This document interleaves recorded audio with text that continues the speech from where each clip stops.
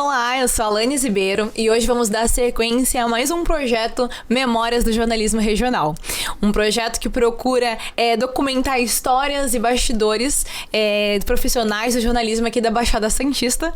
Hoje a nossa entrevistada é a jornalista e professora Raquel Pellegrini, que possui mais de 33 anos, né, de história, seja documentários, edições de vídeos e produção de TV. Então, Raquel, muito obrigada pela sua presença. Tô muito feliz, eu que agradeço o convite, é sempre bacana, desejo vida longa aí ao programa. Você também, Alanis, há um trabalho muito legal, você é bastante simpática e bastante competente aí pela nossa conversa, então espero que a gente possa bater um papo bem gostoso sobre jornalismo, que é uma coisa que, né, enche os nossos corações ali de amor, né? Muito obrigada. Raquel, antes de mais nada, não tem como começar a ter essa conversa com você sem a gente conversar de alguns de seus trabalhos. Seria, no caso, o média-metragem que você fez do Cesário Bastos, né? Uma Escola da Vida, e também do Tamborel. Apesar de ser um pouco parecidos, eles têm as suas diferenças, né? O do Tamborel conta mais essa questão da história, de como ele surgiu aqui em Santos, que inclusive eu não sabia. Então é uma curiosidade muito legal o Esporte ter vindo daqui. E a do Cesário Bastos, que é a primeira escola pública de Santos. O que significa pra você poder marcar, na verdade, a sua trajetória profissional contando dois pilares tão importantes da nossa região? Então, eu acho que, assim, eu tenho uma história com a região, né, com a cidade de Santos, de muito amor, assim, né?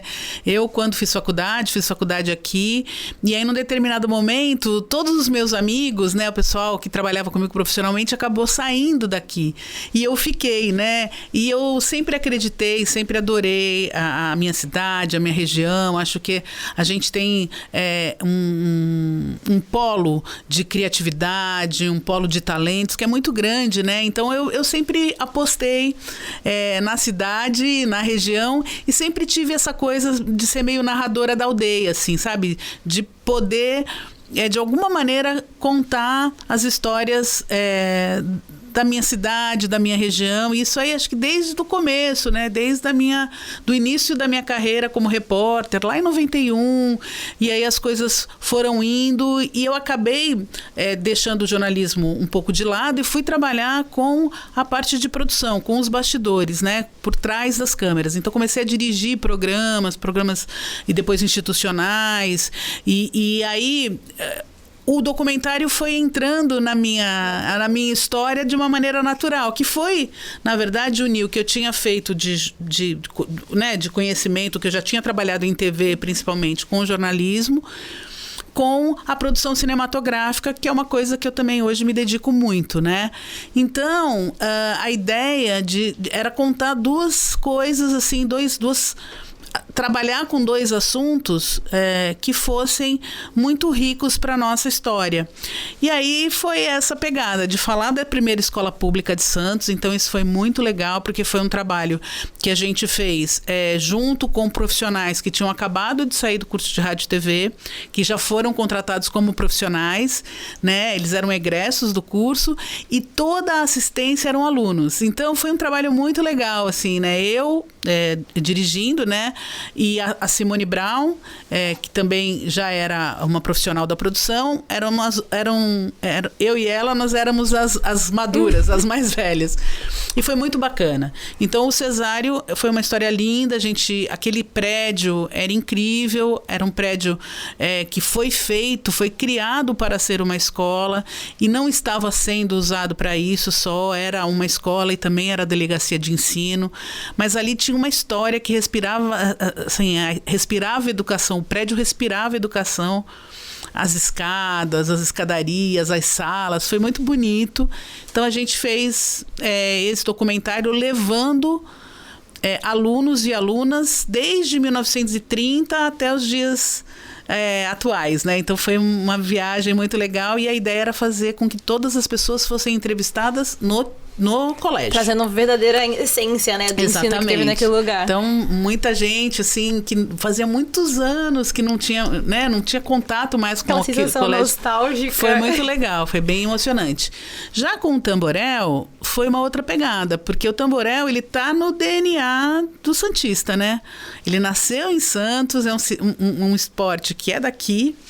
E aí, a gente teve uma ideia de também contar essa história, né? E eu acho que era uma dívida que Santos tinha com o próprio Tamborel, né? Ninguém nunca tinha contado a história, né? Que é uma história muito rica, uma história de muita união, né? De ter aquele esporte na praia, o barulho, né? Do tamborel, da bolinha no tamborel, era uma coisa que tem uma memória auditiva também muito legal. Então, a gente resolveu fazer e foi muito bacana também, foi muito gostoso nesse mesmo esquema. Era eu e a Simone Brown, eu dirigindo, a Simone Brown produzindo, ex-alunos fazendo toda a parte técnica, né? E os alunos ainda do curso fazendo toda a parte de assistência. Foi muito rico, foi muito legal. E como você mencionou, é realmente pagando uma dívida, né? Porque Sim. A gente costuma ver o esporte na praia, mas a gente acaba passando batido porque a gente não reconhece que é algo criado aqui por nós, né, Caiçara. Então, ter esse reconhecimento, esse olhar um pouco mais minucioso sobre a nossa própria cultura é algo muito importante atualmente, E né? no Tamborel tem um lance assim, né? Porque a renovação do Tamborel é uma coisa difícil. Porque eu não sei como é que tá hoje, né? Mas naquela época o Tamborel ele tinha que ser jogado até às 11 da manhã. Então, eles começavam a montar a rede às 7, 7h30 e até às 11. Né? E a galera hoje, né? O pessoal tá dormindo esse horário, né? Imagina num domingo, o povo foi pra balada, acordar pra ir montar a rede. Então, era difícil isso, né? Então, assim, muitas pessoas, os jovens, às vezes nem conheciam mais, não sabiam mais o que era o Tamborel. Então, foi um trabalho também que foi muito importante para divulgar isso também nas escolas, né? Divulgar o esporte em outros lugares. Então foi muito rico, assim.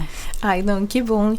E assim, Raquel, uma pergunta pode ser um pouco chula, peço até desculpas para ti. Imagina. A gente tem essa ideia da diferença do curta, do médio e do longa-metragem.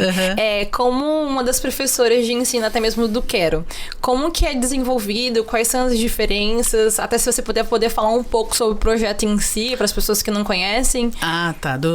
Então, assim, primeiro a gente tem que entender por que é curta, longa e média-metragem. Porque antigamente os filmes eles eram feitos, né, em película.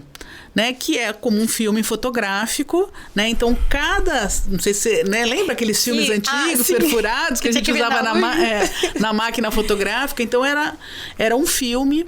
E esse filme ele é medido, né? São metros de filme, porque são os rolos. Então, um curta-metragem, né? Era estabelecido que ele era até 30 minutos, até 20 minutos. Então, se a gente pegar um rolo de filme, para cada segundo são 24 fotogramas, como se fossem 24 fotografias para cada segundo.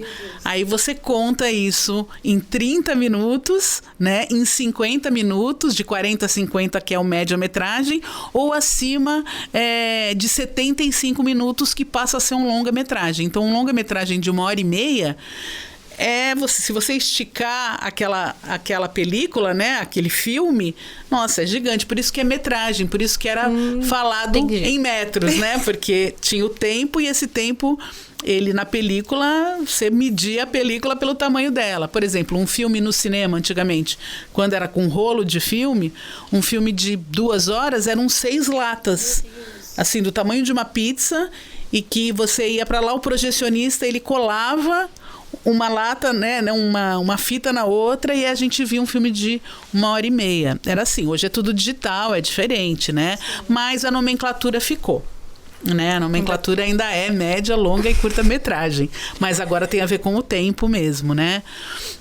Em relação ao Instituto Quero, eu acho que é um trabalho muito bacana que é realizado. O o Instituto Queiro e as oficinas Queiro, elas surgem a partir de um filme que foi feito aqui em Santos. Existe uma peça do Plínio Marcos, né, que é também um autor santista, chamado Queiro, que é a história de um menino que vivia na região encurtiçada do centro de Santos ali, filho de uma prostituta, e a mãe dele se mata tomando querosene. Né? Essa é a história do Queiro, né? E o menino recebe esse apelido, e aí ele entra para o mundo do crime, vai para um reformatório, aí sai, tenta a recuperação.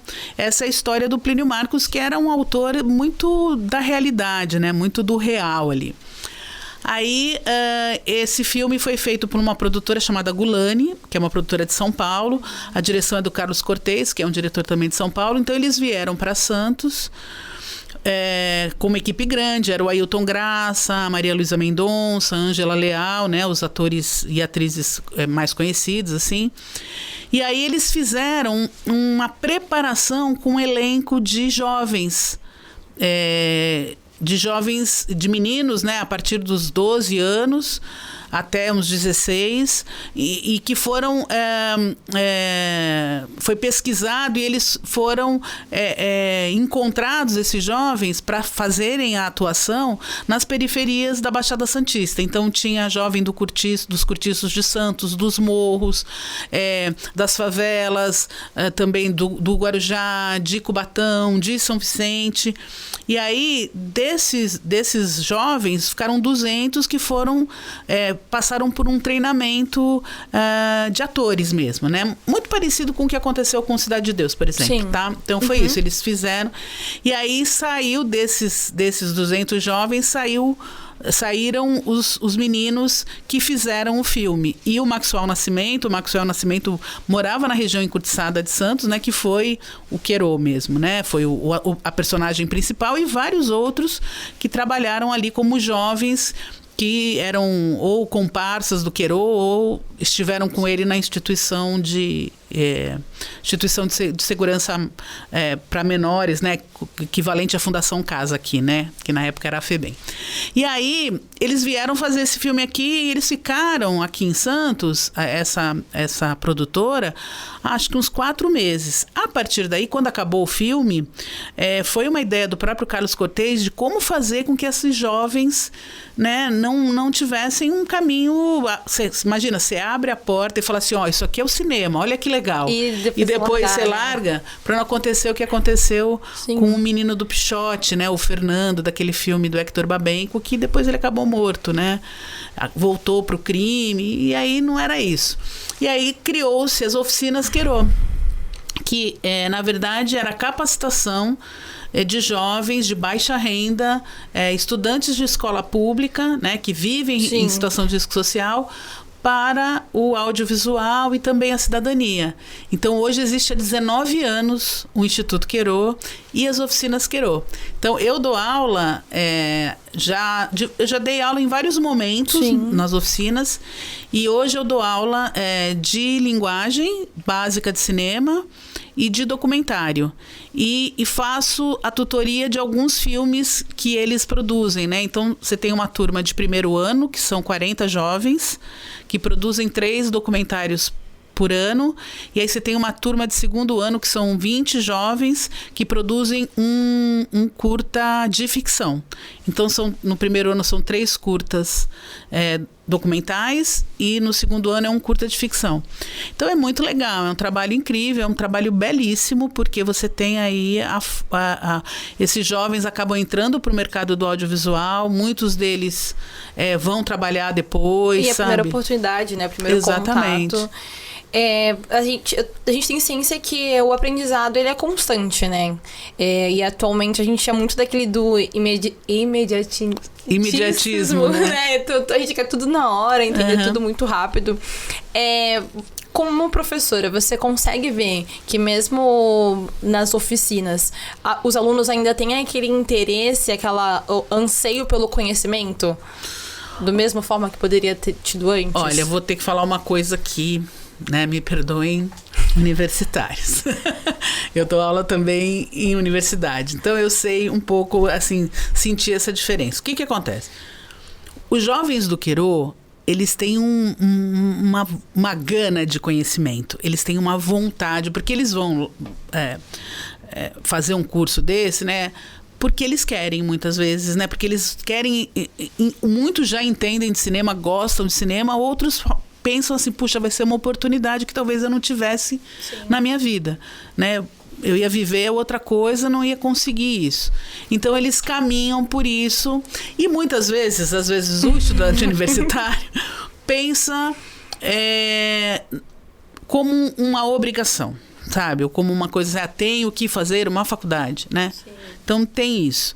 Então, existe essa diferença, né, entre os alunos do Querô, que são mais jovens, e que veem a possibilidade de uma mudança real de vida, né? De você... Porque quando a gente trabalha com audiovisual, isso em qualquer linha do audiovisual, seja no cinema, seja no jornalismo, seja numa série, num videoclipe, a gente trabalha com transformação de vida. A gente conta histórias, né? Somos contadoras e contadores de história. E somos transformadores e transformadoras de vida, porque a gente transforma a vida de quem vê, mas a gente transforma a nossa vida, porque quando você está fazendo qualquer coisa ali, você está também imbuído de todo uma responsabilidade, um olhar, toda uma questão também emocional que está ali. Sim. Então, isso acontece. Então, assim, eu sinto às vezes que na faculdade... tem aluno que às vezes, ou aluna que vai, não sabe muito bem o que quer, mas tem que fazer, né? Então, tem essa pegada. Então, hoje, não adianta também a gente pensar o seguinte, eu estou fazendo jornalismo e agora é óbvio que a gente vai pensar em tudo que é mais digital, a gente vai pensar de uma maneira também mais empreendedora, né? Menos de pensar num emprego, né, com carteira assinada, mas mais a questão do empreendedorismo, que é muito importante. Mas aí, assim, a gente tem que ler, sabe? Essa, para mim, é a minha maior briga, que a gente sempre fala, né? A gente tem que ler. É diferente você ler o celular e você pegar uma obra e você se dedicar a ela. Você tem que ler o livro técnico, você tem que ler o livro, a ficção, você tem que ler a biografia, você tem que ler... Tem que ler, né? O que acontece muitas vezes é isso, né? O conhecimento... ele parte de um princípio que a gente consegue, é óbvio, cada um vai ter o poder de absorção desse conhecimento da forma que realmente tem, né? Cada um vai ter, eu posso ter, sei lá, uma memória dinâmica que eu tô em aula e eu lembro tudo. Mas hoje, a galera não vai nem com caderno. É verdade, assim, não escreve. Então, assim, eu sou da mais antiga, então, assim, eu, às vezes, para poder fixar, eu tenho que escrever. Aí eu escrevo e eu fixo, entendeu? Se deixar só pra minha memória, é um abraço. Não, eu tenho que escrever 2 vezes, pelo menos. Então, o que eu sinto, na verdade, que não é a questão do conhecimento, sabe? Eu acho que é um pouco da postura. De a gente achar que, vai vir um Deus ex machina aqui e vai resolver a nossa vida, assim, sabe? E isso não é real, sabe? A diferença hoje, eu sempre falo até pro pessoal que faz cinema, né? A diferença não é o equipamento que você está usando.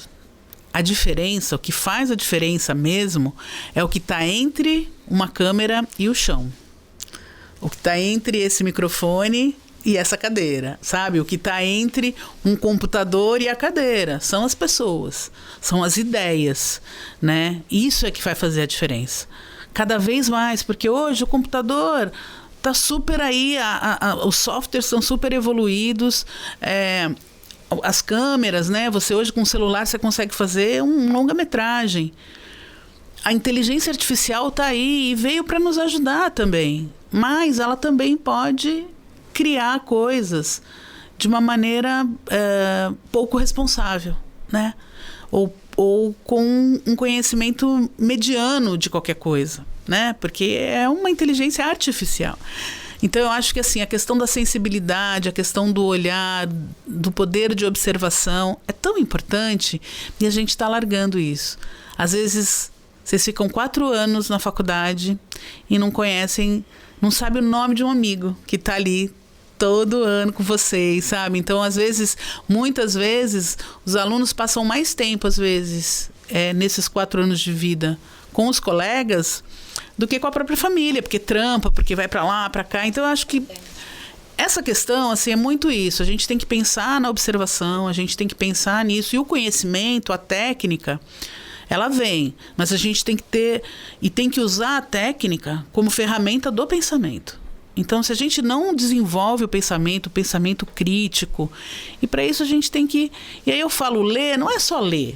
Eu vou pegar para ler, mas assim, é entender, poxa vida, a pessoa falou aquilo, eu vou querer saber o que é aquilo, vou querer me aprofundar um pouco naquilo, vou querer entender aquilo.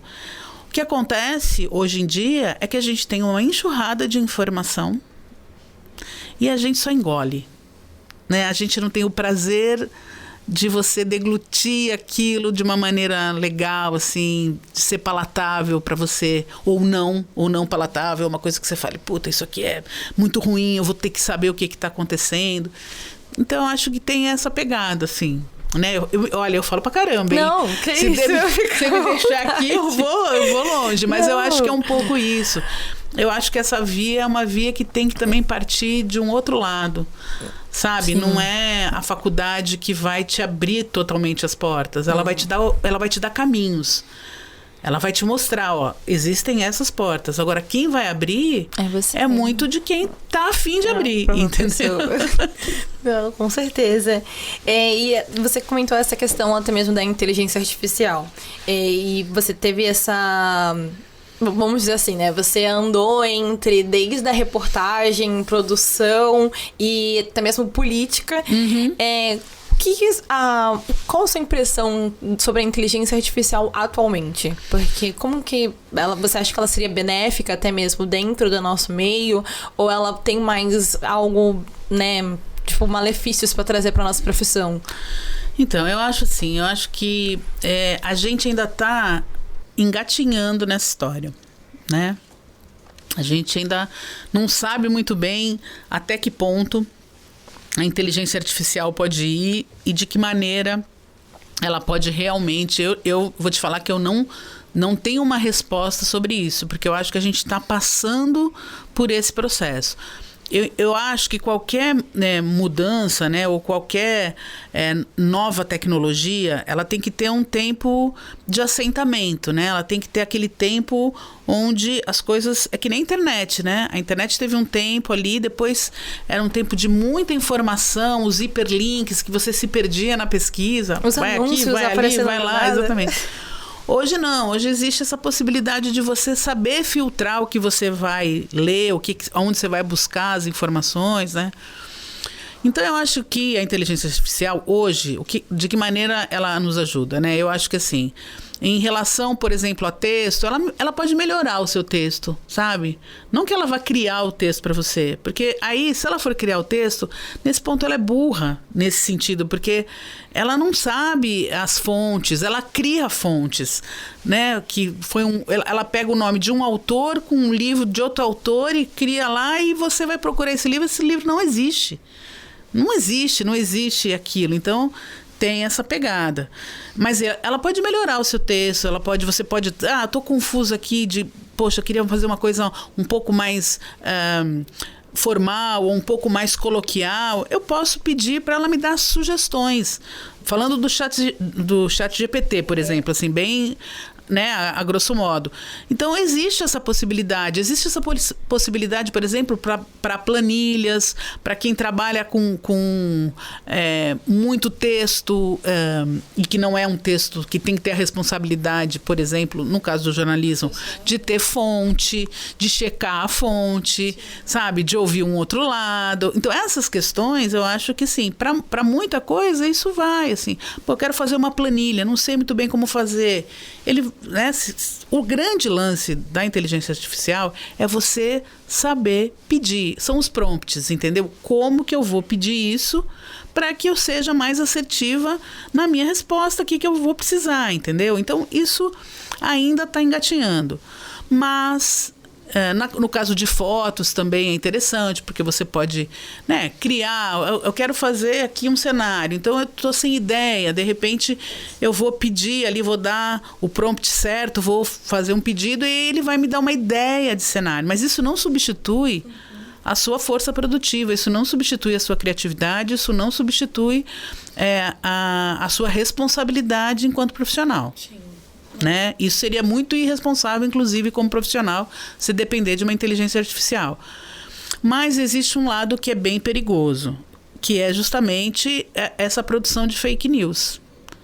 E para isso, a inteligência artificial é um prato cheio, né? Você cria mundos, você cria universos, você edita fotos, você cria fotos, você faz coisas que, você não imagina, literalmente. Então, num momento como esse, que é um momento eleitoral, né? A gente tem que tomar muito cuidado, principalmente para saber de onde vem aquilo. Aquela informação circula em todos os lugares, mas qual é a fonte dessa informação, né? Da onde veio? Quem que está falando? Quem que fotografou isso, né? É uma agência de imagem? Não é? Isso tudo está dentro desse contexto, eu acho. Não, perfeito. E realmente, essa questão, principalmente da fake news, ela vem tomando mais força atualmente. E a gente tem que ter esse olhar um pouco mais crítico com o que a gente consome e deixa de consumir. Exatamente. Agora, um outro ponto. Como que surgiu essa vontade para ingressar no ramo da política? Porque você é secretária de Cultura, certo? Eu fui secretária adjunta de Cultura. Uhum. E qual foi a maior dificuldade que você encontrou para conciliar tanto os seus conceitos, vamos dizer assim, éticos como jornalista, e também como munícipe, procurando melhor? Então, deixa eu falar. Na verdade, o que acontece? Eu não entrei para política, porque eu não me considero uma pessoa que faz política. Não, eu tive um cargo, né? Então, não posso dizer. Porque político somos todos, sim, né? Porque política vem de polis e a gente, enquanto cidadão, todo mundo aqui faz política. Mas foi o seguinte, eu faço direção de programas de TV, de candidatos desde 92. Eu trabalho em campanha política desde 92 na área do audiovisual. Então, em 92, eu era estagiária ali, estava trabalhando, fazendo a parte de arquivo. E aí eu trabalhei para vários candidatos, né? Desde 2000 que eu trabalho para candidatos que ganham as eleições, tá? E aí, sempre me chamavam para trabalhar na área da assessoria de comunicação. E eu nunca aceitei, porque eu acho que é uma responsabilidade muito grande, é uma coisa muito que você tem que ali... A assessoria de comunicação também existe uma responsabilidade muito grande e ética enfim. E aí eu falei, olha, nunca quis. Falei, não. Aí, em 2012, eu fiz a campanha, dirigi o programa de TV do candidato que era o Paulo Alexandre Barbosa. E aí eles me chamaram se eu não queria trabalhar na Secretaria de Cultura, na Coordenadoria de Cinemas. Aí era outra coisa, porque eu falei, poxa vida, eu vou trabalhar podendo ajudar o meu setor, que é o setor do audiovisual e do cinema, com as políticas públicas. E foi por isso que eu aceitei. E aí eu fui trabalhar como coordenadora de cinemas. Fiquei 2013 até 2016. Aí, em 2016, eu fiz de novo a campanha e aí me convidaram para ser adjunta de Cultura, né? Então, assim, na verdade eu não tive muita escolha ali, mas para mim foi um reconhecimento e eu sou muito grata, né? Mas aí eu fiquei até 2020. E aí na campanha do candidato do Rogério Santos, eu falei assim, eu queria muito ou voltar para a área do cinema, né? Ou eu não queria mais. Aquele ambiente... como adjunta de Cultura, não era o meu ambiente. Foi muito importante, eu sou muito, muito grata, mas aquilo já não estava me fazendo bem, inclusive, porque essa coisa política, administrativa, não é muito a minha praia. Eu queria estar de volta ao cinema. E foi aí que, em 2020, eu voltei e agora estou como assessora técnica para assuntos do audiovisual da Secretaria de Cultura, né? Então, a gente tem um departamento de cinema, né? E aí, nesse departamento, eu trabalho meio chefiando a coordenadoria de cinemas, a Santos Film Commission, né, que é um trabalho muito legal, e a Escola Pública de Cinema, que vai ser inaugurada o ano que vem. Nossa, muito legal. Isso, assim, a sua trajetória de vida é sensacional, porque você conseguiu, como eu disse, né, fluir entre todos os ramos, mais ou menos, do que a comunicação ela tem de melhor que pode nos proporcionar. Raquel, eu agradeço a sua presença. Foi, assim, sem dúvidas, um momento muito importante, até mesmo como você passou o divisor de águas, né? Porque a gente consegue ter essa troca de informações, de conhecimentos, e principalmente a gente que está iniciando agora a nossa trajetória como jornalistas, né? Então eu agradeço, e eu também vou fazer um agradecimento especial, né, às pessoas que estão acompanhando aqui a gente no momento, que seriam... Pegando a colinha. Opa! Tá certo. Então, eu agradeço ao produtor Renan da Paz, a assistente de produção Thiago Escorro e Adriano Bastos, a responsável pelo make-off, a Clara e Isabela Clemente, muito obrigada. Cinegrafistas, Karina Faleiros e Daniel Soares, responsáveis pela edição, que seriam o Pedro Postigo, responsável pelas fotos, que é o nosso querido Paulo, Victor Hugo e Diogo Andrade, e claro, também responsável pelo banner, Miguel Araújo, muito obrigada. Sonoplasta, Léo Cristo, coordenação, a nossa querida Wanda Schumann, desculpa se eu pronunciei de forma incorreta, e a idealização do coordenador Robson Bastos. Mais uma vez, gente, muito obrigada. Eu queria agradecer muito a vocês todos, parabéns aí pelo trabalho, é muito legal, a gente está fazendo a prática na faculdade. Agradecer ao Robson, a Wanda também, a toda a equipe aqui, ao Léo, aqui é muito importante isso. E o trampo é assim, é difícil me cortar, né? Eu sei que você estava ali nervosa, mas eu falo pra caramba, mas é isso. Essa é a dificuldade do jornalismo, de saber a hora que vai cortar ali, ainda mais eu sou ponto e vírgula, né? Não tenho ponto final. Não, mas é perfeito. Obrigada, Raquel. Obrigada a vocês, gente.